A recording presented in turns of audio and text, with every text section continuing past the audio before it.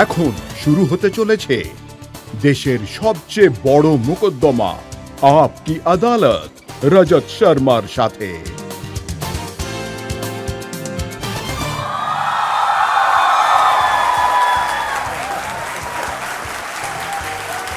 নমস্কার, আপকে আদালতে আপনাদের স্বাগত জানাই। আমি হাজির হয়েছি নতুন বছরে আপকে আদালতের আরো একটা নতুন এপিসোড নিয়ে। আপকে আদালতে আমরা আমন্ত্রণ জানাই পৃথিবীর বড় বড় মানুষদের, শক্তিশালী মানুষদের, এমন মানুষদের যাদের কাছে জনসাধারণ প্রশ্ন করতে চায়, যাদের ওপর মানুষ চায় অভিযোগ তুলতে। আমি আমন্ত্রণ জানাচ্ছি ভারতীয় জনতা পার্টির রাষ্ট্রীয় অধ্যক্ষ জেপি নাড্ডাকে।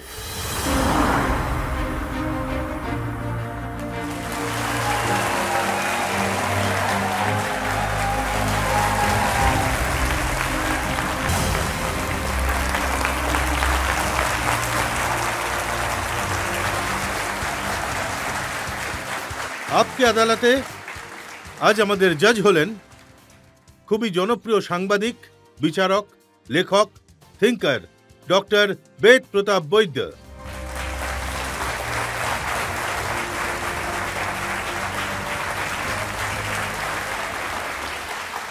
আপকে আদালতে আজকের এই মোকদ্দমা শুরু করার আগে, বিভিন্ন প্রশ্ন এবং অভিযোগের ঝড় তোলার আগে আজকের জাজ ডক্টর বেদ প্রতাপ বৈদ্যের অনুমতি চাইব আজকের কার্যক্রম শুরু করার জন্য। নাড্ডাজি, আপনার ওপর অভিযোগ ওঠার আগে, প্রশ্ন শুরু করার আগে একবার নজর বোলাবো ভারতীয় জনতা পার্টির রাষ্ট্রীয় অধ্যক্ষ শ্রী জেপি নাড্ডার পলিটিক্যাল ক্যারিয়ারের দিকে।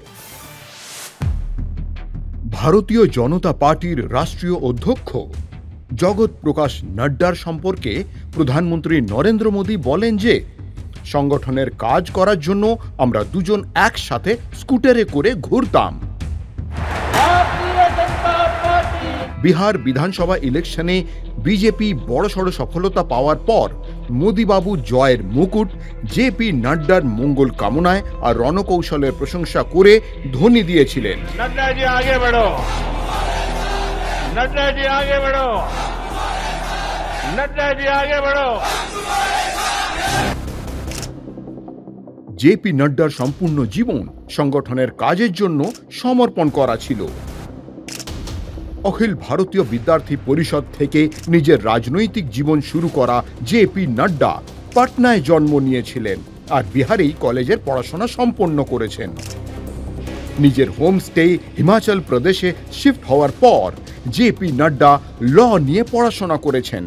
সেখানে উনি হিমাচল প্রদেশের ইউনিভার্সিটির অধ্যক্ষ নির্বাচিত হয়েছিলেন। এবিভিপি আর ভারতীয় যুব মোর্চার কাজ করার পর জেপি নাড্ডা বিজেপিতে চলে এলেন। ৩৩ বছর বয়সে হিমাচল অ্যাসেম্বলির ইলেকশনে জিতেছেন, ৫ বছর পর আবার জিতলেন আর রাজ্য সরকারের মিনিস্টার হলেন। নীতিন গডকরি যখন বিজেপির অধ্যক্ষ হলেন তখন উনি জেপি নাড্ডাকে দিল্লিতে নিয়ে এলেন আর ওনাকে বিজেপির রাষ্ট্রীয় মহামন্ত্রী বানালেন। ২০১৪তে প্রধানমন্ত্রী নরেন্দ্র মোদী সরকারে জেপি নাড্ডা হেলথ মিনিস্টার হলেন। ২০১৯-এর জুনে বিজেপির ওয়ার্কিং প্রেসিডেন্ট হলেন উনি।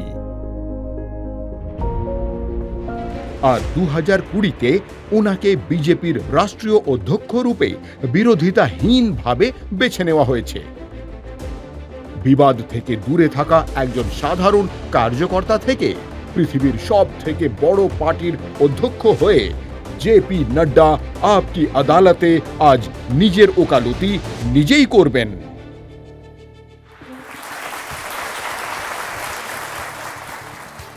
তাহলে আসুন শুরু করা যাক আজকের মোকদ্দমা।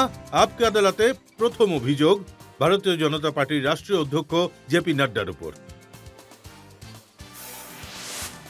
আপকি আদালতে ভারতীয় জনতা পার্টির অধ্যক্ষ জেপি নাড্ডার উপর অভিযোগ হলো যে উনি সব সময় স্রোতের উল্টো দিকেই চলেন।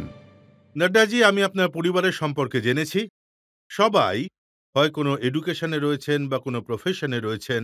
আপনার বাবা অনেক বড় সম্মানীয় প্রফেসর ছিলেন, ভাইস চ্যান্সেলর ছিলেন, আপনার বোন হলেন ডক্টর, আপনার ভাই হলেন ইউজিসি। তাহলে আপনি কি করে এই ভুল পথে পা বাড়ালেন?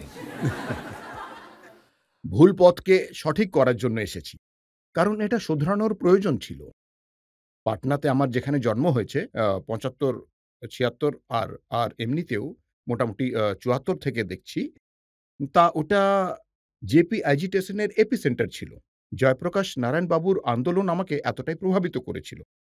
আর যা কিছু ঘটনা ঘটেছিল পারিবারিক দৃষ্টি অনুযায়ী, এমার্জেন্সির আগে আমার বাবা অনেকগুলো পজিশনে ছিলেন। কিন্তু আমি বলব যে এমার্জেন্সিকে সাপোর্ট না করার জন্য উনাকে অনেক কিছু থেকে সরিয়ে দেওয়ার কাজ করা হয়েছে। আর আর আমি বলব যে আমার এরকম মনে হয়েছে যে পলিটিক্সে আর সোশ্যাল আর পলিটিক্যাল ফিল্ডেই কাজ করা উচিত। তো পরিবারের লোকেরা বাধা দেয়নি যে সবাই কোনো না কোনো বড় পদে রয়েছেন, সুতরাং আপনিও আইএএস বা আইপিএস হয়ে যান, আপনিও প্রফেসর হয়ে যান? আমাদের বাড়িতে অনেক হেলদি ডিসকাশন হয়। আমি অনেকগুলো পলিটিক্যাল ইস্যুকে বাড়ির ডাইনিং টেবিলে বসেই বুঝেছি কিন্তু। আর বাবা খুবই বিশ্বাস করতেন যে ফ্রি ডিসকাশন হওয়া উচিত। আমি সাপোর্ট পেয়েছি আর আমি অবশ্যই আমার পরিবারকে খুবই ধন্যবাদ জানাই যে প্রতিটা পদক্ষেপে এটা কিন্তু সব পরিবারে হয় না। কিন্তু এই সাপোর্টটা আমি পেয়েছি আর ওনাদের সাথে আমি মন খুলে চর্চা করেছি। আর দেখুন, সাধারণত রাজনৈতিক পরিবারে যেটা হয়ে থাকে সেটা হলো পরিবারকে রাজনীতিতে নিয়ে যাও, আর আপনি রাজনীতিকে পরিবারে নিয়ে এলেন। আমি পরিবারের মধ্যে রাজনীতিকে নিয়ে আসিনি। আমাদের এখানে রাজনৈতিক বিষয়বস্তু নিয়ে চর্চা আমি কিন্তু ছোটবেলা থেকেই শুনেছি। হ্যাঁ, এটা ঠিকই যে আমি রাজনৈতিক মাঠে নেমে পড়েছি। আপনি যাকে বউ করে নিয়ে এলেন, যাকে বিয়ে করলেন, তিনি রাজনৈতিক পরিবারের, আর উনিও লিডার ছিলেন।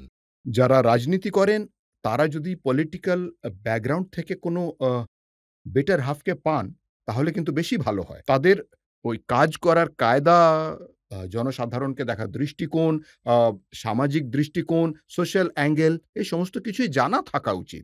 দেখুন, উনিও ইলেকশনে লড়েছিলেন, ইলেকশন জিতেছিলেন, ওনার মাও ইলেকশন জিতেছিলেন। উনি কখনো বলেননি যে নাড্ডাজি পিছিয়ে যান, আমি আসতে চলেছি? বাড়ির মধ্যে তো সব চলতেই থাকে। আমি ওনাকে বলেছি যে, "তুমি সোশ্যাল ফিল্ড বেছে নাও, আমি পলিটিক্যাল ফিল্ড বেছে নিচ্ছি।" আর উনি সোশ্যাল ফিল্ডে অ্যাক্টিভ হয়ে গেলেন। আর আমি পলিটিক্যাল ফিল্ডে অ্যাক্টিভ রয়েছি। হ্যাঁ, কিন্তু আপনার স্কুলের যে সমস্ত বন্ধুরা ছিলেন তারা বলেন যে সেই সময় রাজনীতিতে ইন্টারেস্ট ছিল না, হয় সুইমিং পুলে দেখা হতো হ্যাঁ, হ্যাঁ। আর নয়তো খেলার মাঠে। হ্যাঁ, খেলার প্রতি আমার খুব ন্যাক ছিল। আর আমি স্পোর্টসে আ আমি মাইল্ড রেস চ্যাম্পিয়নও ছিলাম আর স্প্রিন্ট চ্যাম্পিয়নও ছিলাম। খুব কম হয়ে থাকে যে দুটোতেই কেউ চ্যাম্পিয়ন হয়। আর সুইমিং এর প্রতি আমার ইন্টারেস্ট ছিল। অ্যাক্টিভিজমের গল্প আমি শুনেছি, ভাইস চ্যান্সেলরকে তার অফিস থেকে তুলে সেটা যা হয়েছিল যে একটা ম্যানেজমেন্টের ক্লাসে, ম্যানেজমেন্টের এক্সামিনেশনে আমাদের এরকম মনে হয়েছিল যে ওখানে কিছু গন্ডগোল আছে। আন্দোলন চলল। আন্দোলন সফলতা পেয়ে গেল। কয়েকজন ধর্নায় বসে গেল।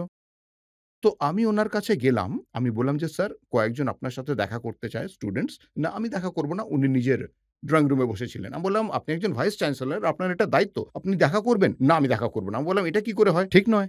এভাবে তো ইউনিভার্সিটি চলতে পারে না।" "না, করব না।" আমি বললাম, "ঠিক আছে।" আমাদের সাথে ১০-১২ জন স্টুডেন্ট ছিল। আমি বললাম, "তোলো ওনার চেয়ার।" ওরা ওর সোফা শুদ্ধ তুলল আর ওনাকে খুব সম্মানের সাথে নিয়ে গিয়ে বাইরে গার্ডেনে ওখানে বসিয়ে দিলাম। মানে সোফাতে বসা অবস্থায় ওনাকে বসিয়ে দিলাম। ঠিক আছে তো? আমি বললাম, "স্টুডেন্টরা রয়েছে, এখন আপনি বলুন। এবার আপনি তো এসে গেছেন। এখন আপনি এদের সাথে কথা বলুন।" তো উনি দেখা করে কথাবার্তা বললেন। নেতা হওয়ার সব রকম গুণই তখন থেকে আপনার মধ্যে ছিল। আমি এর বিচার তো এর বিচার তো মানুষেরাই করতে পারবে। আমি করতে পারব না। কিন্তু হ্যাঁ, সেই সময় আমি অবশ্যই অ্যাগ্রেসিভ ছিলাম। কিন্তু সিস্টেম আর নরমস কে কখনোই ওভারস্টেপ করতাম। মানে ওভারস্টেপ করতাম না আমি আরকি। নাড্ডাজি এর মূল্যায়ন করেছিলেন মোদিজি, হুম, আর মোদিজি জনসমক্ষে এটা বলেছেন যে আপনি আর উনি একই স্কুটারে বসে ঘুরে বেড়াতেন কাজ করার জন্যে। হ্যাঁ। দেখুন, আমি এটা নিজের সৌভাগ্যই মনে করি যে আমি এমন একজন ব্যক্তির সাথে একদম যৌবনকাল থেকেই কাজ করার সুযোগ পেয়েছি। উনার কাছ থেকে অনেক কিছু শেখার সুযোগ পেয়েছি। আমি আর যা কিছুই হয়েছি, উনার ছোট, ছোট কথায় যেগুলো উনি আমাদেরকে বলেছেন, সেগুলো শিখতে, শিখতে আমি এই পর্যন্ত পৌঁছেছি। যখন কাজকর্ম করতেন, তখন নিশ্চিত রূপে উনি আমাদের মহামন্ত্রী ছিলেন, আমাদের দায়িত্ব ছিল উনার উপর। আর আমি যুব মোর্চার অধ্যক্ষ হয়ে গেছিলাম। সেই সময় তো এইসব গাড়ি-টাড়ি আমরা পেতাম না। তখন আমরা ওই আরকি স্কুটারই ছিল আমার, সেটাকেই কিক মারতাম। উনি বসতেন, আমরা এগিয়ে যেতাম। মানুষের সঙ্গে দেখা করতাম আমরা। এইভাবেই শিখেছি। মোদিজি কি সেই সময় অতটাই তুখোড় ছিলেন যতটা আজকে? একদমই। মানে খুবই শার্প, খুবই শার্প। আর আ কোনো জিনিসকে গভীরভাবে দেখা, আমি তোমাকে বলেই দিতাম যে যেখানে আমার চিন্তাশক্তি শেষ হয়ে যায়, সেখান থেকে অনেক আগে থেকে আপনি শুরু হয়ে যান। সেই আমি বুঝতে পারতাম না। ঘন্টার পর ঘন্টা পরিশ্রম করে অনেক জিনিস তৈরি করে আমি নিয়ে যেতাম আর উনার কাছে আমি রাখতাম আর উনি বলতেন, "আচ্ছা এটাকে এদিকে, এটাকে ওদিকে, এই অ্যাঙ্গেলটা দেখাও, ওটাকেও দেখো এদিকে।" তো আমি যেটা করেছি সেটা এমন হয় যে ওই পিস অফ পেপারগুলো আমি নিয়েই গেলাম বা কেন? এগুলো আমার মনে হতো যে আরে এত আইডিয়াস উনি দেন, এত বেশি আইডিয়াস দেন। মানে সত্যি একসঙ্গে এতগুলো আইডিয়া দেন, তাই সত্যি কথা উনার সাথে কাজ করাটা না মানে তাহলে কি মুশকিল হতো না? লোকে বলে যে আপনি খুবই লেড ব্যাক পাহাড়ি লোক ছিলেন, খুব আরামপ্রিয় মানুষ, আর দিনরাত পরিশ্রম করা মানুষ। একজন বড় হওয়ার দরুন ছোটদের দুর্বলতা বুঝে তাদের দিয়ে কাজ করিয়ে নেওয়া সেটা মোদিবাবুর কাছ থেকে শিখে নেওয়া উচিত। সেই কারণে উনি আমার দুর্বলতাগুলো বোঝা সত্ত্বেও আ অনেকবার উনি আমাকে বলেছেন যে, "নাড্ডা তোমাকে আমি রোগা বানিয়ে ছাড়বো একদম।" তাই কাজ করো। এটা উনার একটা আপন করে নেওয়ার ব্যাপার। আরেকটা হলো যেটা পরিশ্রম যতটা আয়ুষ্মান ভারত আমরা সবাই মিলে ৯ মাসের মধ্যে পৃথিবীর সবথেকে বড় ওয়ার্ল্ড হেলথ স্কিম আরকি। পৃথিবীর ওয়ার্লডস লার্জেস্ট হেলথ কভারেজ দিয়েছি। আর এই কাজটা ৯ মাসের মধ্যে হয়েছে। ডিজিটালি হয়েছে। তা উনি তো পরিশ্রম করিয়েই থাকেন। আর উনি নিজের ২০ টা মিটিং করেছেন। আপনি ভাবুন। আপনিও খুবই পরিশ্রম করান, আর না প্রতিটা আমি ইলেকশনে উনারও সভা হয়। আর আপনি স্লোগান তোলেন যে মোদি হ্যায় তো মুমকিন হ্যায়। হ্যাঁ, হ্যাঁ। এই কথাটা একদম সত্যি। মোদি হ্যায় তো মুমকিন হ্যায়, এতে কোনো সন্দেহ নেই। মোদিবাবুর পার্সোনালিটি আজ অ উনি শুধুমাত্র পার্টির নেতাই নন, উনি শুধুমাত্র দেশের নেতাই নন, গোটা পৃথিবীতে উনার কৃতিত্ব আছে। আর পৃথিবী সবাই এটা বিশ্বাস করে। আমরা যদি কথা বলি এখন এখন দেখুন আমি আপনাকে বলছি এই কোভিড ম্যানেজমেন্টকে তো আমরা অনেক কাছ থেকে ওয়াচ করেছি। অ্যাজ প্রেসিডেন্ট অফ হেলথ মিনিস্টারও আগেই ছিলাম আমি। তো জো বাইডেন উনার প্রশংসা করে, জাপানের প্রেসিডেন্ট উনার প্রশংসা করেন। আমাদের ওয়ার্ল্ড হেলথ অর্গানাইজেশনের টেড্রোস ডিরেক্টর জেনারেল উনার প্রশংসা করেন, উনার ম্যানেজমেন্টের প্রশংসা করেন। আর আজ এটা প্রমাণিত হয়ে গেল যে ১৩০ কোটির এই দেশকে যে সুরক্ষা কবচ দিয়ে উনি মানে দাঁড় করিয়েছেন 220 doses of vaccine, double dose plus booster dose দেওয়ার কাজ, ঠিক আছে? World's largest and world's fastest vaccine programme is India's programme of কোভিড-19। তাই এটা আচ্ছা, আমি তো হেলথ মিনিস্টার ছিলাম। এই দেশে টিউবারকিউলোসিসের ওষুধ আসতে ২৫ বছর সময় লেগেছে। এই দেশে টিটেনাসের ওষুধ বের হতে ২৮ বছর সময় লেগেছে। এই দেশে জাপানি এনসেফ্যালাইটিসের ওষুধ তৈরি হতে ১০০ বছর লেগেছিল। 1906 এ জাপানে চলে এসেছিল আর ভারতে পৌঁছেছিল 2006 এ। এই দেশে আ আমাদের পালস পোলিওর প্রোগ্রাম, পোলিওর যে ২ টো ড্রপ দেওয়া হয় সেটা এখানে পৌঁছতে মোটামুটি ২৫ বছর সময় লেগেছিল। ন্যাশনাল প্রোগ্রাম তৈরি হতে ৩০ বছর লেগেছিল।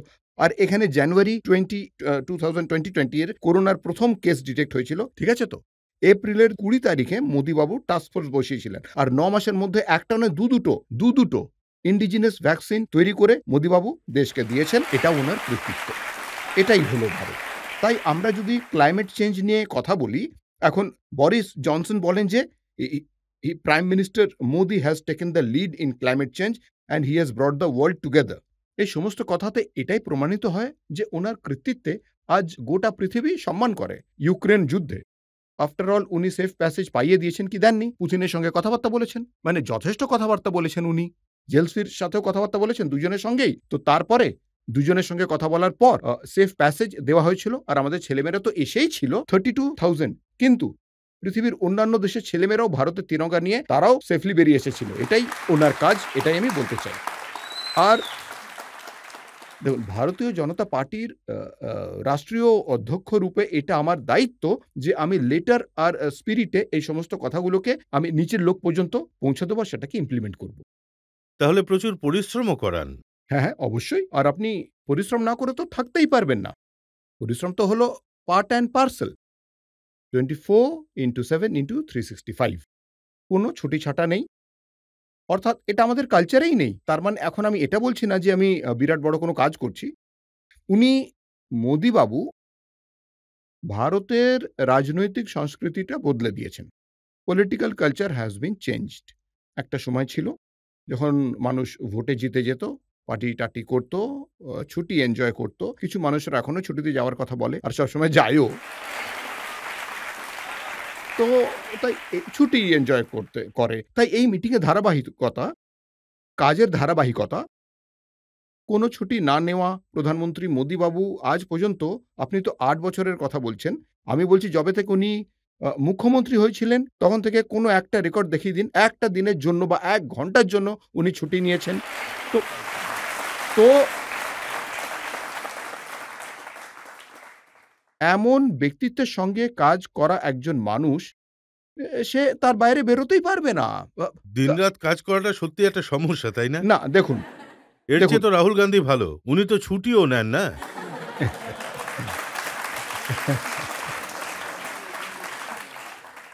উনি বেশিরভাগ সময় ছুটিতেই থাকেন, কখনো, কখনো কাজে আসেন। কিন্তু আমাদের এখানে আমরা কাজ করেই আনন্দ পাই। আমরা এতে এত মজে গেছি, তার সাথে এতটা ইনভলভ হয়ে গেছি, আমাদের টার্গেট আছে, সেগুলোকে পুরো করতে হয়। তাই এই ধরনের ওয়ার্ক কালচার উনি ডেভেলপ এই করেছেন। যে এটাই কালচারটা ব্যাপার। বদলেছে না নাড্ডাজি, এই জন্য অন্যান্য পার্টির নেতারাও সমস্যায় রয়েছেন। না, ওনাদেরও তো কাজ দেখুন, করতে হয়। বিপক্ষের পার্টিদের আমি একটা কথা অবশ্যই বলবো, হয় নিজেদের রাস্তা বদলে ফেলো, নয় বাড়িতে বসে থাকার জন্য তৈরি থাকো। একটা ব্রেক নিয়ে নেব, আর ব্রেকের পর আপকে আদালতে ভারতীয় জনতা পার্টির রাষ্ট্রীয় অধ্যক্ষ জেপি নাড্ডার ওপর পরবর্তী অভিযোগ।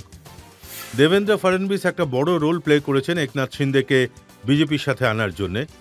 ঘোড়াটা ফডনবিসকে দিয়ে সাজিয়েছেন আর বর বানিয়ে দিলেন শিন্দেজিকে।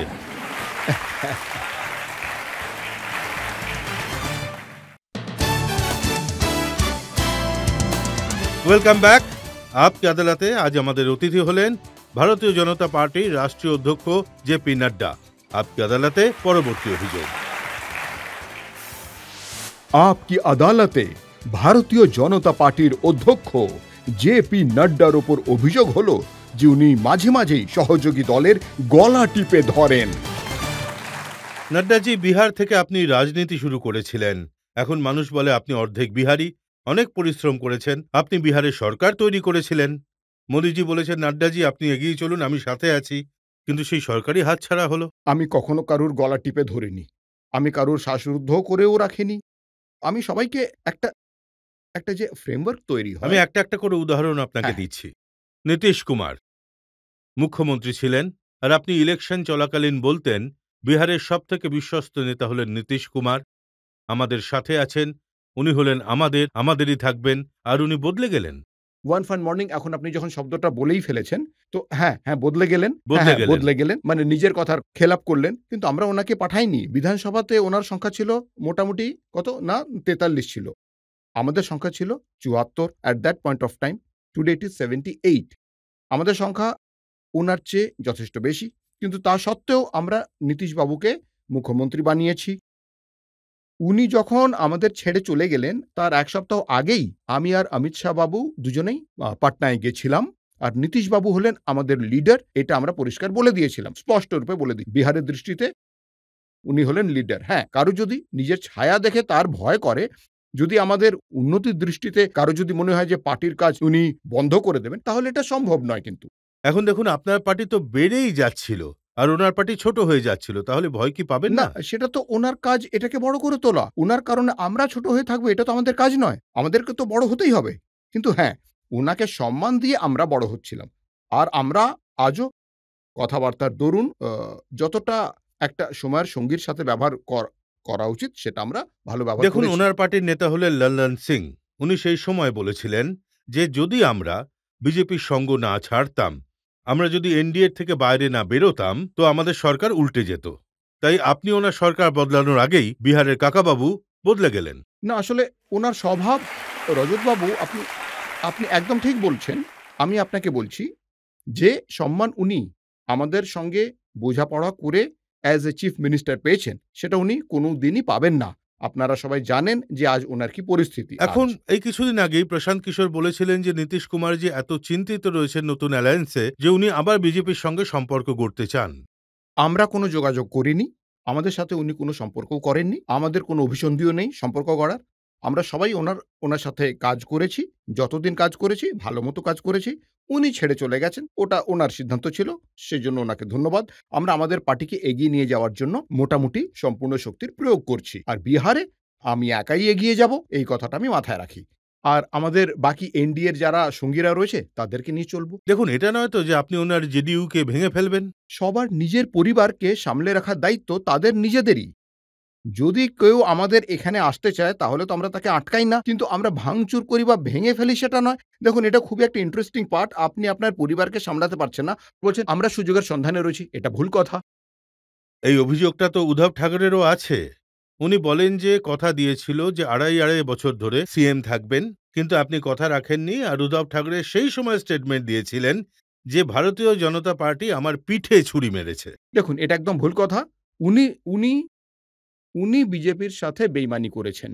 বিধানসভার ক্যাম্পেইন চলছিল। এই ক্যাম্পেইনে সব জায়গায় সবকটা মঞ্চে বলা হয়েছিল দেবেন্দ্র ফডনবিসকে মিনিস্টার রূপে আমরা প্রজেক্ট করেছি। ওনার নেতৃত্বে ভোটে লড়া হচ্ছে। ঠিক আছে তো? উনার নেতৃত্বেই প্রত্যেকটা জায়গায় ভাষণ দেওয়ার সময় বলা হয়েছে যে ওপরে দিল্লিতে নরেন্দ্র মোদী বাবু আর নিচে দেবেন্দ্র। উনার শিবসেনার সমস্ত বড় নেতারা মঞ্চে উপস্থিত থাকতেন। কেউ কোনো সময় অবজেকশন করেনি। কোনো মঞ্চে আড়াই বছরে কোনো কথাই হয়নি। পিঠে তো ছুরি উনি আমাদের মেরেছেন। আর এক প্রকার বেইমানি করেছেন। উনি সোজাসুজি চিফ মিনিস্টার হওয়ার জন্যই আসলে উনি লালায়িত ছিলেন, আর কিছু নয়। উনার জীবনের অনেক বড় ইচ্ছে ছিল, যেটা পূরণ হচ্ছিল। এটাই কিন্তু ওনার চরিত্র। দেখুন নাড্ডাজি, এখনো তো আপনি একজন শিব সৈনিককে মুখ্যমন্ত্রী বানিয়েছেন, একনাথ শিন্দেকে। হ্যাঁ। তাহলে আগে যদি উদ্ধবজিকে বানিয়ে দিতেন তাহলে কোনো ঝগড়াই হতো আমাদের না। এখানে অ্যালায়েন্সে দেবেন্দ্র ফডনবিসকে সামনে রেখে ইলেকশন লড়া হয়েছিল। এই কারণে দেবেন্দ্র ফডনবিসকে আমরা মুখ্যমন্ত্রীর রূপে প্রজেক্ট করতাম। আপনি যখন এই একনাথ শিন্দে বাবুর কথা বলছেন, তাহলে তো এটা নতুন অ্যালায়েন্স হলো, তাই না? এই নতুন অ্যালায়েন্সে তো শুধু উনি মুখ্যমন্ত্রী হতেন। দেখুন, শিবসেনা ছোট হয়ে যাচ্ছিল, এখানেও একই অবস্থা। আর ভারতীয় জনতা পার্টি মহারাষ্ট্রে বড় হয়ে যাচ্ছিল। তাই ওনার তো ভয় হয়েছিল না যে আমাদের পার্টি খেয়ে ফেলবে ওরা। দেখুন, ওনাকে আমি টিউটর করি, ওনাকে আমি মানে পরামর্শ দিই। এটা আমার কাজ নয় কিন্তু। কিন্তু ওনাকে এটা দেখতে হবে যে উনি কেন ছোট হয়ে যাচ্ছেন? বড় হওয়ার জন্য ওনাকে নিজেকে কিছু কাজ করতে হবে। যতদূর ভারতীয় জনতা পার্টির প্রশ্ন, আমরা বড় হতে গিয়ে আর আমাদের নিজেদের স্প্যান বাড়ানোর জন্য, আমাদের এরিয়া বাড়ানোর জন্য, আমাদের লোকজনকে বেশি থেকে বেশি পরিমাণে বাড়ানোর জন্য আমরা কোনো প্রচেষ্টার ত্রুটি রাখব না। সবকা সাথ, সবকা বিকাশ, সবকা বিশ্বাস, সবকা প্রয়াস নিয়ে চলব। আর এই দেশের ভেতর রাজনীতিকে এগিয়ে নিয়ে যেতে চাই। নাড্ডাজি, উনি ছোট হচ্ছিলেন, কিন্তু ধীরে ধীরে ছোট হচ্ছিলেন। আপনি তো এক ঝটকায় 40 জন এমএলএ ভেঙে একদমই ছোট বানিয়ে দিলেন ওনাকে। পরিবারকে সামলানো কার কাজ ছিল? আমি কি আদৌ ছোট করেছি নাকি? উনি এসে সরকার বানাতে ইচ্ছুক হয়েছিলেন, ভালো মতো কাজ করছেন। মহারাষ্ট্র আবার রীতিমতো আবার ট্র্যাকে ফিরে আসছে, উন্নতির দিকে এগিয়ে আসছে। করাপশন ফ্রি গভর্নমেন্ট হয়ে মানুষের সেবায় জুটে রয়েছে। আর ভালো কাজের জন্য আমরা বোঝাপড়া করেছিলাম। আপনার দেখা উচিত ছিল নিজের দলকে। আপনি যখন জানতেই পারলেন না, তাহলে আমরা কি করব? আপনি যদি আপনার মন্ত্রীদের সঙ্গে দেখা না করেন, আপনি আপনার মন্ত্রীদের কয়েক ঘন্টা বসিয়ে রাখেন, আপনি আপনার সঙ্গীদের সাথে কথা না বলেন। দেখুন, উনি বলেন যে সিন্দেজির সাথে তো 7-8 জন এমএলএ ছিল, আর বাদবাকি এমএলএদের দেবেন্দ্র ফডনবিস টাকা দিয়ে, ওনারা বলেন খোখা দিয়ে কিনেছিলেন। এবার আপনি যখন কারোর ওপর অভিযোগ করবেন, আপনার সঙ্গে আমি দাঁড়াইনি তাই আমি দুর্নীতিমুক্ত হয়ে গেলাম, এটা তো আর হয় না। না, কিন্তু দেবেন্দ্রজির যে ওয়াইফ অমৃতা ম্যাডাম বলেছিলেন যে দেবেন্দ্র ফডনবিস কালো কোট পরে শার্লক হোমসের মতো চশমা পরে রাতের অন্ধকারে যেতেন এমএলএদের সঙ্গে দেখা করতে। না, এবার দেখুন, বোঝাপড়ার আগে কিছু কথাবার্তা গোপন রাখা হয়। এইজন্য গোপনভাবে দেখা করা এটা তো থাকেই। কিন্তু এই কালো চশমা পরে এইসব বর্ণনা তো আমি শুনিনি। আর আর মুম্বাইতে এর কোনো প্রয়োজনও নেই। আমরা যেকোনো সময় যেকোনো সেন্টার প্লেসে বসে দেখা সাক্ষাৎ করতে পারি। কিন্তু একটা রহস্য আছে যেটা আপনাকে বলতে হবে আজ। দেবেন্দ্র ফডনবিস একটা বড় রোল প্লে করেছেন একনাথ শিন্দেকে বিজেপির সাথে আনার জন্যে। ঘোড়াটা ফডনবিসকে দিয়ে সাজিয়েছেন আর বর বানিয়ে দিলেন শিন্দেজিকে। দেখুন, দেবেন্দ্র ফডনবিস বাবু ঘোড়াটা নিজের জন্য সাজাননি। কারণ যে ধরনের পরিবেশ ছিল আর সামনে যে সরকার তৈরি হতে চলেছিল, মুখ্যমন্ত্রী বানানো ছিল, সেই সিদ্ধান্ত নেওয়া হয়েছিল। তাই ওনাকে মুখ্যমন্ত্রী বানানো হয়েছে। কিন্তু আপনি আমায় এটা বলুন যে ওনাকে ডেপুটি সিএম বানানোর জন্য ফোর্স করেছিলেন কেন? উনি তো প্রেস কনফারেন্স করছিলেন, আপনি ফোন হ্যাঁ, করেছিলেন। হ্যাঁ, হ্যাঁ। উনি এইরকম কিছু ভাবেননি। ডেপুটি চিফ মিনিস্টার হওয়ার কথা। কিন্তু আমাদের মনে হয়েছিল যে একজন বুদ্ধিমান মানুষ, যিনি মহারাষ্ট্রকে খুব ভালোভাবে বোঝেন, যিনি মহারাষ্ট্রের গভর্নেন্সের সমস্ত জিনিসকে আগে থেকেই বুঝে নিয়েছেন, উনি এই মন্ত্রিমণ্ডলে থাকলে পরে সেটা খুবই ভালো হবে। আর তারপর উনার স্ট্যাটাস অনুযায়ী একনাথ শিন্ডেকে তো চিফ মিনিস্টার বানানো হয়েছিল। তাই উনি ডেপুটি চিফ মিনিস্টার রূপে কাজ করুক। আর সত্যি কথা, আমি কারোর জন্য না দেবেন্দ্র বাবু সম্পর্কে প্রশংসা করব, আর আমি ওনাকে শুভেচ্ছাও জানাবো একজন কার্যকর্তা হওয়ার দরুন। যেটা আমি ওনাকে যেটা বলেছি, ঠিক আছে? উনি কোনো লোভ বা স্বার্থ ছাড়াই, কোনো রকম শর্ত ছাড়াই, কোনো এদিক সেদিক কথা না বলে আপনারা যখন আদেশ আমাকে দিয়েছেন সেটা আমি ফলো করব। আর উনি ডেপুটি চিফ মিনিস্টারের পোস্ট স্বীকার করে নিয়েছেন। এখন কি কোনো উপায় আছে উদ্ধব ঠাকরের সঙ্গে বোঝাপড়া হওয়ার, শিবসেনার দুটো গ্রুপ একসাথে হয়ে যাওয়ার আর বিজেপির সাথে চলার? আমার মনে হয় না এই ধরনের কোনো পরিস্থিতি আসবে। কারণ যে ধরনের ব্যবহার এবং পরিবেশ তৈরি হয়েছে, আর আমাদের এগিয়ে যেতে হবে। আর এগিয়ে যাওয়ার জন্য আমাদের বোঝাপড়ার রাস্তা বেছে নিতে হবে। তার কোনো প্রয়োজন নেই। আমরা অবশ্যই এগিয়ে যাব, আর এই বোঝাপড়াকে নিয়েই আমরা এগিয়ে যাব। পাঞ্জাবে আপনারা অনেক বোঝাপড়া করেও এগিয়ে যেতে পারেননি। এবার আমরা এগিয়ে যাব। দেখুন, ৭৩টা সিটে লড়েছেন আর দুটো জিতেছেন। এর আগের যে বিধানসভা ভোট ছিল, সবাই বলতো যে আকালি দলকে ছেড়ে দাও। আকালি দলের অবস্থা ভালো নয়, আপনি একাই ভোট লড়ুন। আমরা সবাই এনডিএর ধর্ম পালন করে প্রধানমন্ত্রী মোদি বাবু বললেন না, Akali Dal is one of the oldest partner. Prakash Singh Badal is the oldest partner. আর তাকে সম্মান জানিয়ে আমরা তাকে ছাড়বো না। ভোটে যদি আমাদের লোকসানও হয়, আমরা লোকসান সহ্য করার জন্য তৈরি আছি, কিন্তু আমরা ছাড়বো না। ওনার সাথে আমরা ভোটে লড়েছি, লোকসান হয়েছে, আমরা বিপক্ষে বসে গেলাম। কথা এখানেই শেষ হয়ে যায়নি। এবার দেখুন, আমাদের অ্যালায়েন্স ছিল, ও আমাদের পার্টনার ছিল। কৃষি আইনকে নিয়ে হরসিমরত কৌর বাবু মন্ত্রী ছিলেন। উনি ক্যাবিনেটের পার্ট এবং পার্সেল ছিলেন যখন এই কৃষি আইন চালু হয়েছিল। উনি সেখানে তার ভূমিকা পালন করেছেন আর কি। তারপর কৃষি আইন পাস হয়ে গেল। পরে যখন বিরোধিতা হওয়া শুরু হলো, তখন আকালি দল আমাদের থেকে দূরে সরে গেল। বললাম, তুমি যেতে চাও যেতে পারেন। এত সময় পর্যন্ত এই অ্যালায়েন্সের জন্য আমরা শহরের ১১৭টা সিটের মধ্যে ২৩টা সিটে লড়ার মতো পার্টি ছিলাম। একটা ছোট্ট, সেটাও শহরে লড়ার মতো পার্টি। আমরা গ্রামে কখনো যাইনি। যখন আমরা তাদের অ্যালায়েন্স থেকে বেরিয়ে গেছি, ভারতীয় জনতা পার্টি প্রথমবার আমরা ৭৩টা সিটে যাওয়ার সুযোগ পেয়েছি। ভবিষ্যতে আমরা পাঞ্জাবে ভারতীয় জনতা পার্টি অল্টারনেটিভ হতে চলেছে, আর অবশ্যই হবে। আর পরবর্তী সরকার বানাবে ভারতীয় জনতা পার্টি। হ্যাঁ, নাড্ডাজি, অ্যালায়েন্স সম্পর্কে আপনার সব কথাগুলো শুনতে খুবই ভালো লাগছে, সত্যি। তাহলে আসল ফ্যাক্টটা কি? বিগত ৮ বছরে ১৯টা এমন দল আছে যারা এনডিএর পার্ট হয়েও ছেড়ে চলে গেল। আমরা কাউকেই পাঠাইনি, আর কাউকে পাঠাবও না। নাড্ডাজি, আমি তো আপনার বয়ান রয়েছে আমার কাছে। আপনি বলেছেন যে দেশ থেকে সমস্ত পার্টি শেষ হয়ে যাবে, শুধুমাত্র বিজেপি বেঁচে থাকবে। আমরা বিচারধারা অনুযায়ী চলি, তাই সমস্ত ক্ষেত্রীয় পার্টি শেষ হয়ে যাবে। আপনি কি সবাইকে শেষ সবার আগে করতে চাইছেন? আমি বলছি,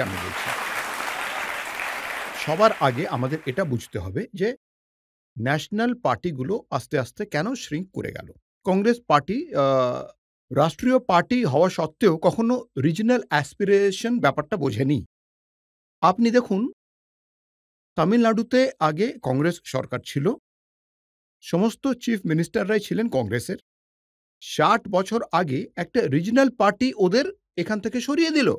60 years have passed and they are not able to regain that state. অন্ধ্রপ্রদেশে দেখুন, কংগ্রেস পার্টির সরকার ছিল। আপনি অন্ধ্রপ্রদেশকে বিভাজন করলেন না, অন্ধ্রে থাকতে পারলেন না তেলেঙ্গানাতে। দুটো জায়গা থেকেই আপনি চলে গেলেন। কে চলে এলো? এক জায়গায় ওয়াইএসআর এর পার্টির অন্ধ্রপ্রদেশে চলে এলো, তামিলনাড়ুতে ডিএমকে চলে এলো, তারপর তেলেঙ্গানাতে কেসিআর এর পার্টি চলে এলো, কেশব চন্দ্রশেখর রাও এর পার্টি চলে এলো, তেলেঙ্গানা রাজ্য সমিতি চলে এলো, আজকাল সেটা রাজ্য সমিতি হয়ে গেছে। ওয়েস্ট বেঙ্গলে কে চলে এলো? হ্যাঁ, তা ওয়েস্ট বেঙ্গলে মমতা ব্যানার্জি চলে এলেন, তৃণমূল কংগ্রেস চলে এলো। এত বছর ধরে আপনারা উত্তরপ্রদেশে রাজত্ব করেছিলেন, আপনাদেরই চিফ মিনিস্টার থাকতো। উত্তরপ্রদেশ থেকে আপনাদের পার্টি সরে গেল, সেখানে একটা রিজনাল পার্টি এসে বসে গেল, সমাজবাদী পার্টি। এই রিজনাল পার্টিগুলো আস্তে আস্তে this parties are become family parties. আর ফ্যামিলি পার্টি হওয়ার কারণ বশত আমি মনে করি যে এটা হলো আনসাইন্টিফিক, এটা ভারতের মাটিতে থাকতে পারে না।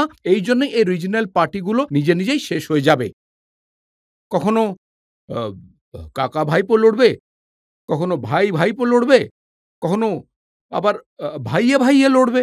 এগুলো রিজনাল পার্টির, ফ্যামিলি পার্টির ধরন হতে চলেছে ভারতের জনসাধারণের মধ্যে। ভারতের জনসাধারণ ফ্যামিলি পার্টিগুলোকে, পরিবারতান্ত্রিক পার্টিগুলোকে রিজেক্ট করবে, আর এই কারণেই বিজেপি কিন্তু এগিয়ে যাবে। নাড্ডাজি, যখন আপনি বলেন না যে রিজিওনাল পার্টিগুলো শেষ হয়ে যাবে, পরিবারতান্ত্রিক পার্টিগুলো শেষ হয়ে যাবে, শুধুমাত্র বিজেপি বেঁচে থাকবে, তখন মুঘলে আজমের একটা ডায়লগ মনে পড়ে যায়, তনিস কি আঁসু জুবা পার আহি গই। না দেখুন, আপনি তো চান সব শেষ হয়ে যাক। না, আমি চাই না, আমি তো ওনাদের বলছি এখন I believe in healthy competition, আমি তো হেলদি কম্পিটিশনের কথা বলি। কিন্তু আমি দেখতে পাই যে আপনি যদি ছোট ছোট গোলগুলো নিয়ে আপনি চলেন, তাহলে আপনি আমাদের বড় গোলগুলোর সঙ্গে ম্যাচ করবেন কি করে? ভগবান আপনাকে সদ্বুদ্ধি দিক, আপনি এগিয়ে যান, আমার আবার সমস্যা কোথায়? কিন্তু এই পথে চললে পরে আমাদের কাছে আসতে পারবে না। তাহলে আপনি যেসব বড় বড় ন্যাশনাল পার্টিগুলোর কি অবস্থা করেন সেগুলো নিয়ে আমার কাছে কিছু অভিযোগ রয়েছে। এখন আমরা একটা ব্রেক নিয়ে নেব, আর ব্রেকের পর আপকি আদালতে জেপি নাড্ডার ওপর প্রশ্ন আর অভিযোগের ঝড় বয়ে যাবে। কংগ্রেসের লোকেরা বলে যদি কোনো দূর দূরান্তের জায়গায় আমাদের সরকার তৈরি হয়, তখন কংগ্রেসের লোকেরা তাদের এমএলএদের বলে যে রিসর্টে চলে যাও, নাহলে মোটা ভাই চলে আসবে।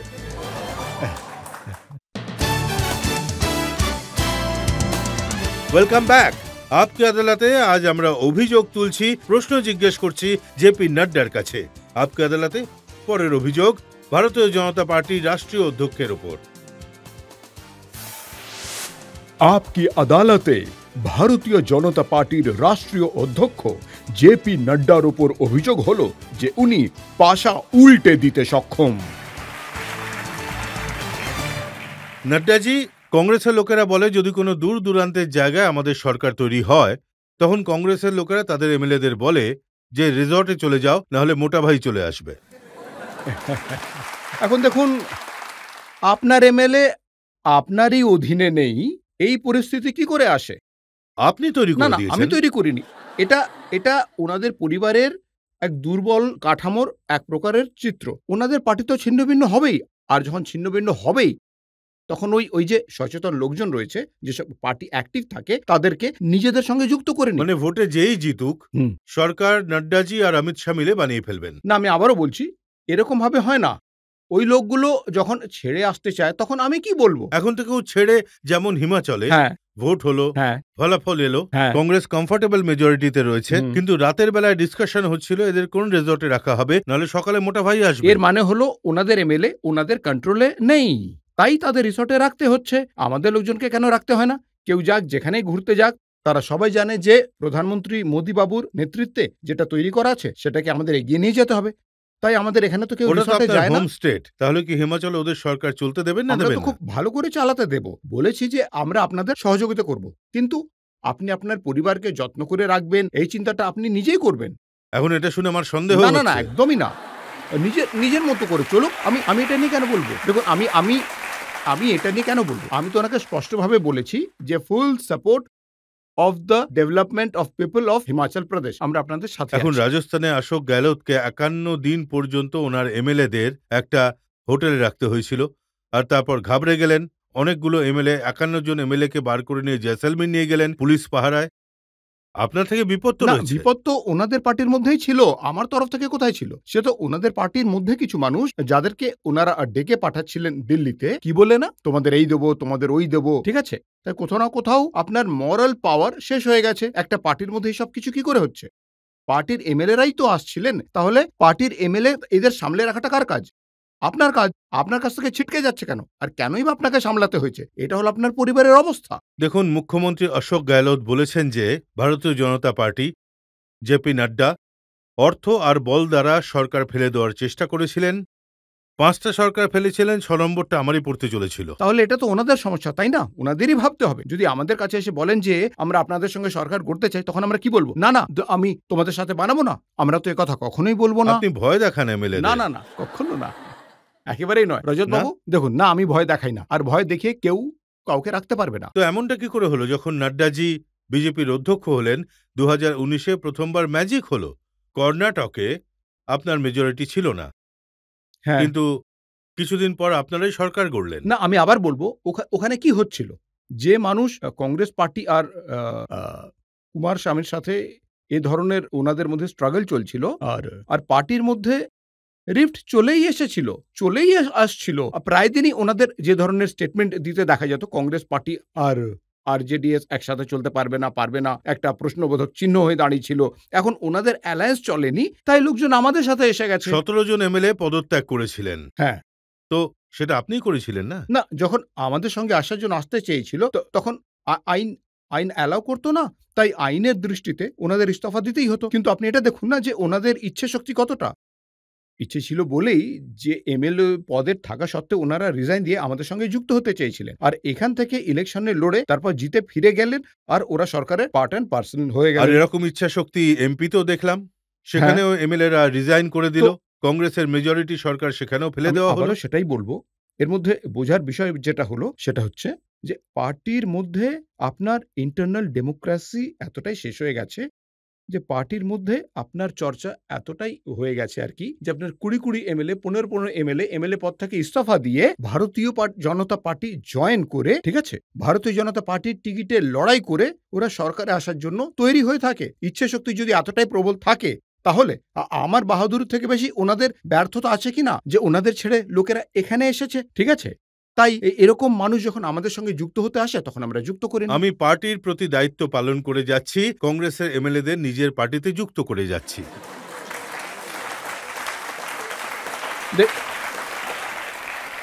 দেখুন, আপনার শব্দগুলো একেবারে সঠিক। আমি এখন মানুষ যদি যুক্ত হতে চায় আর আমি যদি যুক্ত না করি, তাহলে এটা আমাদের পক্ষে এই সঠিক যুক্ত নয়। করার ব্যাপারে কেজরিওয়ালজি কি বলেছেন আপনাকে বলছি। কেজরিওয়ালজি বলেন যে বিজেপি 277 জন এমএলএকে ভেঙেছে।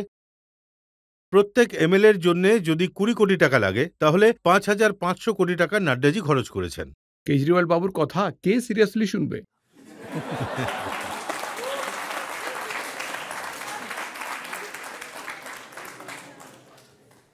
স্বাধীন ভারতবর্ষে কাউকে, কোনো নেতাকে যদি বোর্ড নিয়ে চলতে হয় যে আমি একজন সত্যবাদী যুধিষ্ঠির, তো এই প্রথম নেতাকে আমি দেখলাম যে এইভাবে বোর্ড নিয়ে চলেন।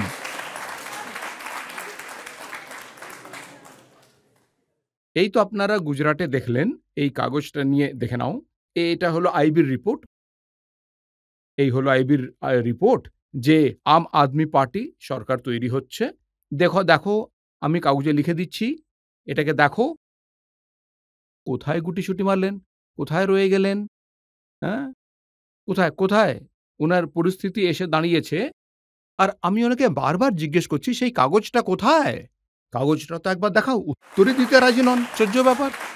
তাই এই ধরনের মানুষদের, না, উনি বলেছিলেন যে দিল্লিতে আপনি ওনার সরকার ফেলে দেওয়ার চেষ্টা করেছিলেন, ওনার সেটাই তো আমি এমএলএদের বলছি। ভাঙার চেষ্টা আমি তো করেছিলেন, সেটাই কিন্তু বলছি। কেউ বিক্রি হয়নি। আমি বলতে চাইছি যে কেজরিওয়াল বাবুর ক্রেডিবিলিটি কি? আমি পার্টি বানাবো না, পার্টি বানালেন। আমি ইলেকশনে লড়বো না, ইলেকশনে লড়লেন। কংগ্রেসের সঙ্গে সহযোগিতা করবো না, তাই করলেন। ক্রিমিনালদের আমি টিকিট দেবো না, একজন জেলের ভেতর রয়েছে আর বাকিরা বেল পেয়ে রয়েছে। আর আর ক্রিমিনাল চার্জেস আছে আরো, আপনারা সবাই তো সেটাও দেখেছেন না, ওই ঠিক না? তারপর দেখুন, আচ্ছা, ওনার ক্রেডিবিলিটি, লজ্জা পাওয়া উচিত। থেরাপিস্টকে রেপিস্ট বানিয়ে দিয়েছেন। সে কি মুখের এক্সপ্রেশন ছিল সে সময়, মানে লজ্জা পাওয়া উচিত। উনি বলছিলেন যে সত্যেন্দ্র জৈন একটু রেপিস্টকে অসুস্থ। থেরাপিস্ট বানিয়ে দিয়েছেন। এগুলো এইভাবে, আর সত্যেন্দ্র জৈনের সবকিছু তো আমি দেখেছি, আমার সবকিছু। উনি বলছিলেন উনি একটু অসুস্থ, ওনার একটু মালিশের প্রয়োজন আছে। হ্যাঁ, নিশ্চিত রূপেই। এখন ওই জেলের লোক তো নিশ্চয়ই মালিশ টালিশ করে দেয়, কিন্তু আমি এটা বলতে চাইছি যে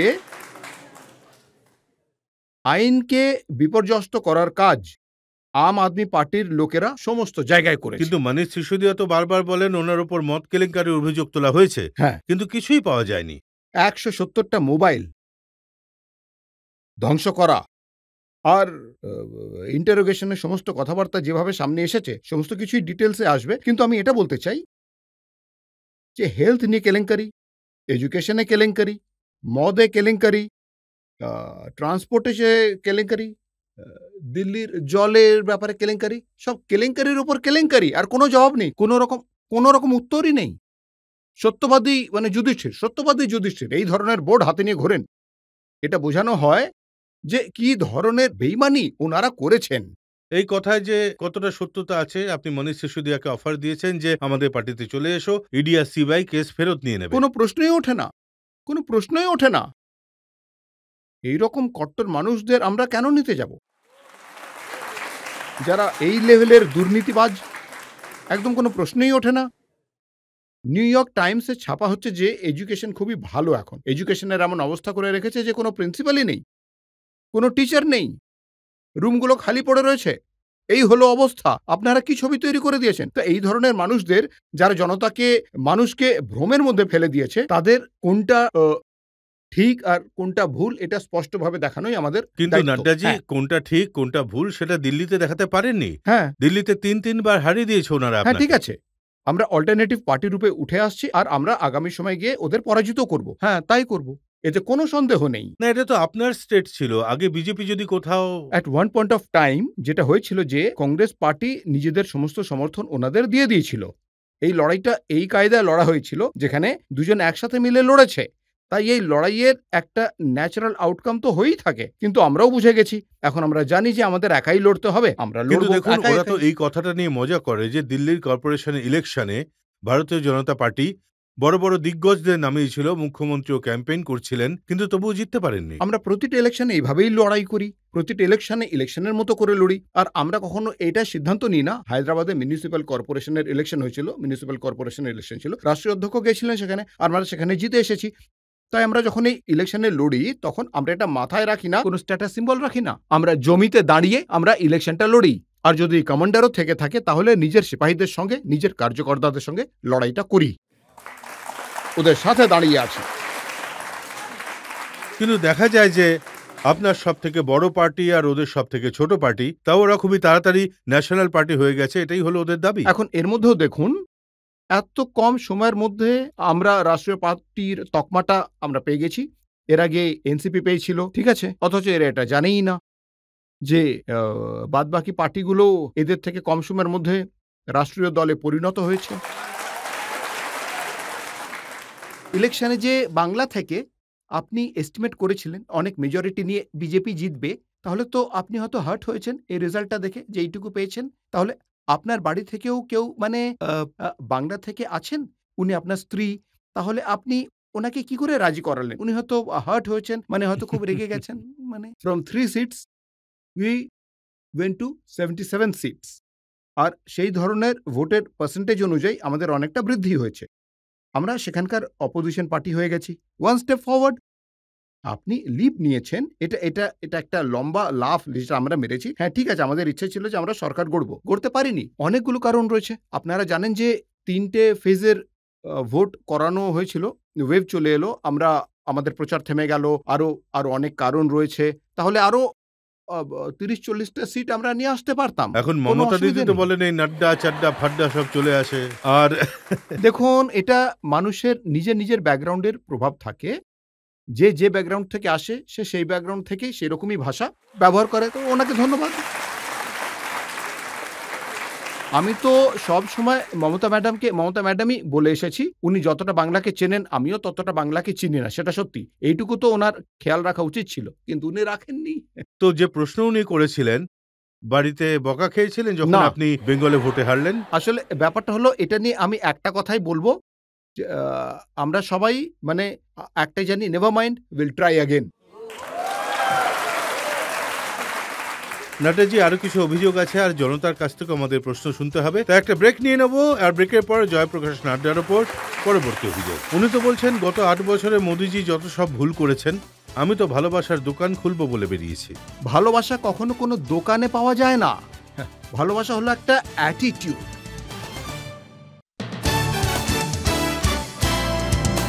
ওয়েলকাম ব্যাক। আপকে আদালতে আজ আমাদের অতিথি হলেন ভারতীয় জনতা পার্টির রাষ্ট্রীয় অধ্যক্ষ জেপি নাড্ডা। আপকে আদালতে পরবর্তী অভিযোগ। আপকি আদালতে ভারতীয় জনতা পার্টির অধ্যক্ষ জেপি নাড্ডার ওপর অভিযোগ হলো যে উনি বিরোধী দলগুলোকে ভয় দেখান। নাড্ডাজি, রাহুল গান্ধী প্রতিদিন বলেন রাহুল গান্ধী ভারত জোড়ো যাত্রা বার করেছেন, সফল হয়ে গেছেন, আপনি ভয় পেয়ে গেলেন, আর আপনি ওনাকে ভয় দেখাচ্ছেন করোনা আসবে, যাত্রা আটকে দাও। না, তেমন কিছু নয়। এই ধরনের কোনো কথা নয়। করোনার নর্মসকে ফলো করা উচিত। এটা সবাই ফলো করেছে, উনারও ফলো করা উচিত। কিন্তু আমি কাউকে ভয় দেখাই না বা কাউকে ভয় পাই সেরকম মোটেই নয়।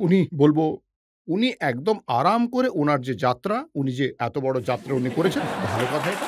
খুব ভালো কথা। উনি বলছেন যে ভারতকে কাছ থেকে দেখার সুযোগ তো পেয়েছেন উনি। না, আপনি যে ঘৃণা ছড়িয়েছেন সেটা মোছার জন্য উনি বেরিয়েছেন। দেখুন, আমি আবারও বলব যে আ আপনার কথাগুলোর মধ্যে যতটা ঘৃণা প্রকাশ পায় সেটা নিয়ে আমি আর কি চর্চা করব। জেএনইউতে স্লোগান দেওয়া হলো হিন্দিতে, আফজল হাম শর্মিন্দা হ্যাঁ, তেরে কাতিল জিন্দা হ্যাঁ। এবার এই আফজল কে ছিল? আফজল ছিল পার্লামেন্ট অ্যাটাকের মাস্টার মাইন্ড। ওর ফাঁসির শাস্তি হয়েছিল। তো আফজল হাম শর্মিন্দা হ্যাঁ, তেরে কাতিল জিন্দা হ্যাঁ। তো এ কাতিল মানে খুনি কে হলো? সুপ্রিম কোর্টের জাজকে বলা হলো। খুনি হলো প্রণব মুখার্জি, যিনি ওই সময় ভারতের রাষ্ট্রপতি ছিলেন, যিনি ফাঁসিকে সঠিক বলে মেনেছিলেন। ইনি হলেন খুনি। আর রাহুল গান্ধী নেক্সট ডে কি করলেন? জেএনইউতে গেলেন আর সেখানে কি স্লোগান দিলেন? তেরে টুকড়ে হোঙ্গে ইনশাআল্লাহ, ইনশাআল্লাহ। এই ধরনের স্লোগান দেওয়া হয়। এর সাথে আপনি দাঁড়িয়ে থাকেন, ঠিক আছে?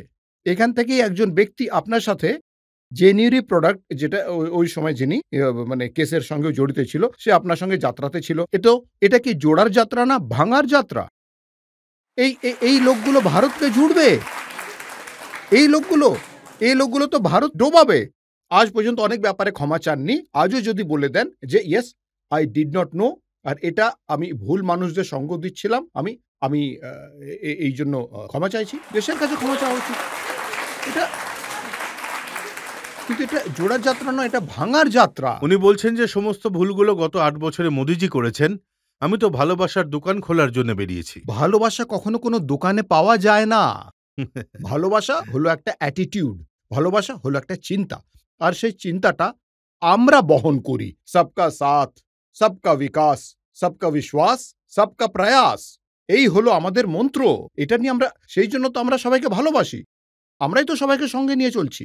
নাড্ডাজি উনি বলেন যে যখনই কোনো ইলেকশন আসে তখনই আপনি সবার পেছনে ইডি আর সিবিআই কে লাগিয়ে দেন।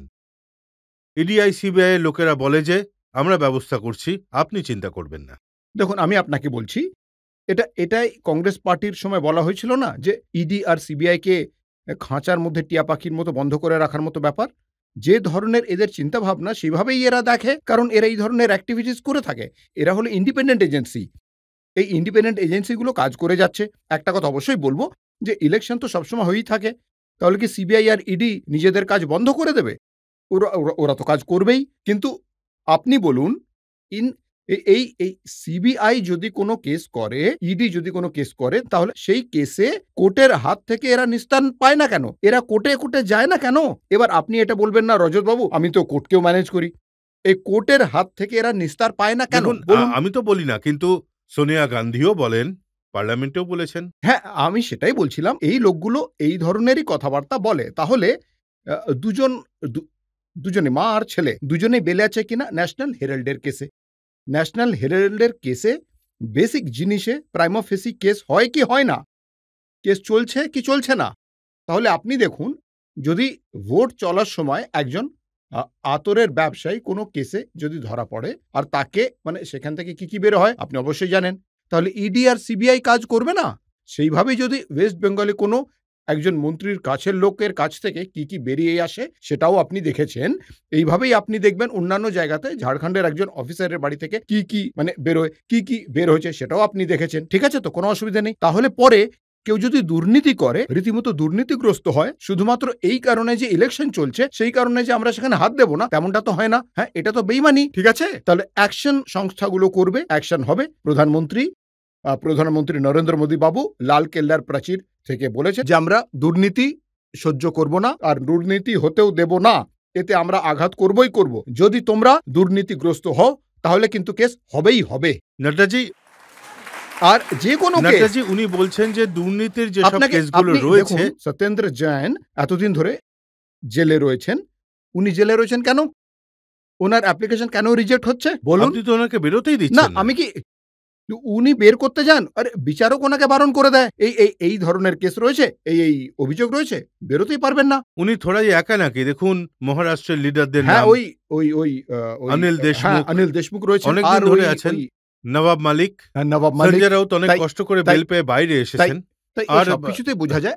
আর এটা আর এটা বলা হয় যে আপনার বিরোধিতা করে, পরে সে জেলে না, না, যায় আর বেরোতেই না, পারে না। এটা বলা হয় যে এরা এরা হলো দুর্নীতিগ্রস্ত, আর দুর্নীতির সাথে সাথে এরা দেশের সমাজের টাকা লুট করারও কাজ করেছে। এই জন্য আইন খুবই কঠিন, আর আইন এদের বিরুদ্ধে অ্যাকশনও নেবে। সত্যি তো এটা যে যত লিডাররা রয়েছেন, সোনিয়া গান্ধী আছেন, রাহুল গান্ধী আছেন, চিদম্বরম আছেন, কংগ্রেসের সমস্ত লিডার এখন বেলে আছেন। হ্যাঁ, রাজ্যে যত মুখ্যমন্ত্রী রয়েছেন তাদের আশপাশের লোকজন নয় জেলে রয়েছেন নয় বেলে।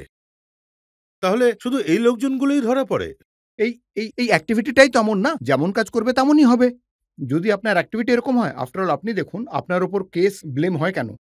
আপনার মুখ্যমন্ত্রী থাকাকালীন আপনি কোনো না কোনো সময় বা মন্ত্রী থাকাকালীন এমন কোনো কাজ করেছিলেন যেখানে আপনি আপনার অধিকার প্রয়োগ করে আপনি দুর্নীতি করেছিলেন, ঠিক আছে? আচ্ছা, আপনি হয়তো নিয়ম বিরুদ্ধ কাজ করেছিলেন, আপনি হয়তো নিয়মগুলোকে ভেঙেছিলেন, এই জন্য এসব কেসগুলো হয়। আর যদি আপনার মনে হয় তাহলে ওরা ভারতীয় জনতা পার্টির ওপর অভিযোগ করুক, কিন্তু ওরা করতে পারে না। এই কারণেই করতে পারে না, কারণ আমরা নিয়ম মেনে চলা মানুষ, আমরা সুস্থ চিন্তা করার মতো মানুষ, আমরা পার্টির দৃষ্টি অনুযায়ী সমস্ত জিনিসগুলোকে খুবই কিন্তু একটা দেখে কথা শুনে। বলি নাড্ডাজি, পাবলিকে এই ইমপ্রেশনটা পড়েছে যে ইলেকশন যেখানেই হয় সেখানে সিবিআই, ইডি, আইটি এইসব এজেন্সিকে ব্যবহার করা হয় আর নেতাদের ভয় দেখানো না, হয়। সেরকমটা নয়। সব জায়গাতেই ইলেকশন হয়। আইটি, ইডি সব জায়গায় সবাই তো নিজের কাজ অবশ্যই করবে। এই কাজে আপনি একটা কথা বলুন, আমরা কি এমন কোনো কেস করেছি যেটা ভুল প্রমাণিত হয়েছে? এমন কোনো একটা কেস বলুন যেটা বানানো হয়েছে অথচ যার জন্য ওরা জেলে যায়নি। এমন কোনো একটা কেস বলুন যেটা বানানো হয়েছে, ওদের বেল নিতে হয়নি তাতে। তাই ফ্যাকচুয়ালি যদি জিনিস হয়, তাহলে একটা কথা তো অবশ্যই যে আপনি যদি রাজনীতিতে সারভাইভ করতে চান, তাহলে আপনাকে সঠিকভাবে থাকতে হবে, সৎভাবে আপনাকে কাজ করতে হবে, ঠিক আছে? আপনি এই ধরনের কাজ করলে তখন আইন নিজের কাজ তো করবেই করবে, আর এর ফলে আপনাকে জেলে যেতেই হবে। আপনি যখন জিজ্ঞেস করেন না যে বেলে রয়েছে, আপনি জিজ্ঞেস করেন যে রাহুল গান্ধী এই কথাটার উত্তর দিক যে ওনার পার্টির লোকেদের ওপর এত কেস কেন হচ্ছে, তখন উনি বলেন যে জেপি নাড্ডা কে সব জিজ্ঞেস করার? উনি কি আমাদের প্রফেসর যে ওনার প্রশ্নের উত্তর দেব? আমি প্রফেসর নই, কিন্তু আমি তো ভারতের একজন নাগরিক ভাই। একজন ভারতের নাগরিক হয়ে আমি জিজ্ঞাসা করছি। আপনি বলুন, আজও আমি সেই একই কথা জিজ্ঞেস করছি যে ভাই এটা বলো, তুমি গোটা পৃথিবীকে এটা বলো যে আপনি আর আপনার পূজনীয় মা কি কারণের জন্য বেলে রয়েছেন? কি কারণের জন্য বেলে রয়েছেন? রাহুল গান্ধী বলেন যে ৭০ বছরে দেশ যা তৈরি করেছে বিজেপি সেটা ৮ বছরে নষ্ট করে দিয়েছে। আজ ৪ জন মানুষের ডিক্টেটরশিপ চলছে, ৪ জন মানুষ রাজত্ব করছে এই দেশে, আর এই ৪ জন সবাইকে ভয় দেখায়। না দেখুন, ৩ তো বুঝতে পারছি, মোদিজি, অমিত শাহ, নাড্ডাজি, তাহলে চতুর্থ কে? আমি জানি না। কিন্তু এই ৪ জন কেউই নয়, হ্যাঁ? হ্যাঁ, আমরা কাউকেই ভয় দেখাই না। আমরা কারো সাথে এই ধরনের কিছু করি না। আর আমরা ডিরেক্টরও নই। আর প্রধানমন্ত্রী নরেন্দ্র মোদী বাবু যেভাবে ডেমোক্রেটিক্যালি সমস্ত জিনিসগুলোকে দেখেন, আপনি হয়তো দেখেছেন। এই করোনার লড়াইয়ের সময় কোন প্রধানমন্ত্রী আজ পর্যন্ত এতবার চিফ কনসাল্ট করেছেন? চিফের সঙ্গে উনি সবাইকে অনবোর্ড নিয়েছেন। ওটা ডোকলামের বিষয় ছিল, তখনও সমস্ত চিফ মিনিস্টারদের সাথে কথা বলেছিলেন। এখন G20 এসেছে, তাই G20-র প্রেসিডেন্সি নিয়েছেন, আর সেখানেও প্রধানমন্ত্রী বাবু সমস্ত মুখ্যমন্ত্রীদের অনবোর্ড নিয়েছেন। সবাইকে সঙ্গে নিয়েই চলেন উনি। জনতা কিছু প্রশ্ন নিইনি। স্যার, আমার প্রশ্ন হলো, রাহুল গান্ধী স্যার সবসময় বলেন যে মোদিবাবু চীনকে ভয় পেয়েছেন, মোদিবাবু চীনকে ভয় পেয়েছেন। এটা নিয়ে আপনি কি বলতে চান? প্রধানমন্ত্রী বাবু খুবই স্পষ্ট ভাষায় বলেছেন, চোখ তুলেও কথা বলবেন না আর চোখ নামিয়েও কথা বলবেন না। ঠিক আছে তো? হ্যাঁ, চোখে চোখ রেখে কথা বলবেন। আর এটাকে লেটার অফ স্পিরিটে প্রধানমন্ত্রী বাবু ইমপ্লিমেন্ট করেছেন। আপনি হয়তো ভিডিও দেখেছেন, বাকিরা সবাই হয়তো দেখেছেন। এটা অবশ্যই যে দায়িত্ববান পলিটিক্যাল পার্টির অধ্যক্ষ হওয়ার দরুন অন্তররাষ্ট্রীয় বিষয় নিয়ে কিছু বলার আমাদের একটা সীমা থাকে। এটা আমাদের লক্ষ্য দেখুন, আমি রাখতে হবে। এক্স্যাক্টলি বলছি রাহুল গান্ধী কি বলেছিলেন।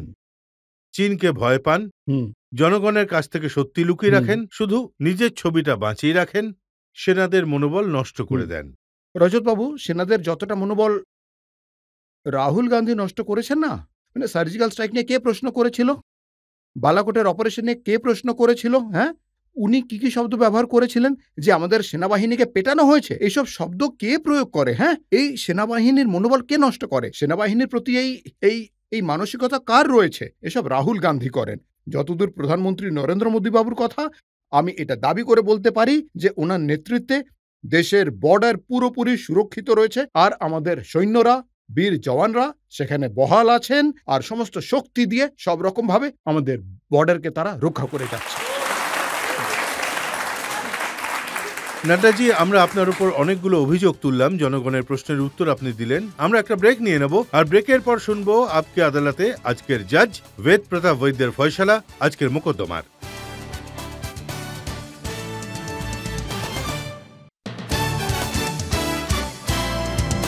Welcome back. আজ আমরা প্রশ্ন জিজ্ঞেস করলাম, অভিযোগ তুললাম, সাফাই চাইলাম ভারতীয় জনতা পার্টির রাষ্ট্রীয় অধ্যক্ষ জগৎ প্রকাশ নাড্ডার কাছে। আপকে আদালতে এখন সময় হলো আজকের জাজ ডক্টর বেদ প্রতাপ বৈদ্যের ফয়সালার। আজকের আদালতের উকিল শ্রী রজত শর্মা বাবু খুবই কঠিন কঠিন প্রশ্ন করেছেন, কিন্তু শ্রী জগৎ প্রকাশ নাড্ডা বাবু সেই সব কিছুর উত্তর এত ভালোভাবে দিয়েছেন যে আপনারা সবাই হাততালি দিয়েছেন।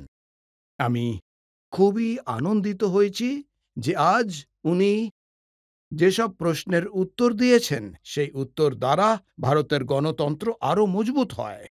উনি সম্পূর্ণভাবে মর্যাদা পালন করেছেন। জনসংঘ থেকে শুরু করে ভাজপা পর্যন্ত যতজন অধ্যক্ষ হয়েছেন, উনি খুবই উচ্চ মর্যাদা পালন করেছেন।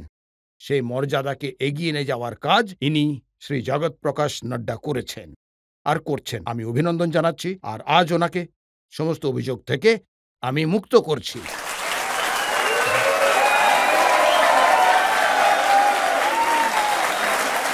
ধন্যবাদ, সবাইকে ধন্যবাদ। এই আশা নিয়ে আর এই বিশ্বাসের সাথে যে জেপি নাড্ডা ঠিক এইভাবেই জনসেবার কাজে যুক্ত থাকবেন, আজকের মোকদ্দমা এখানেই শেষ করছি।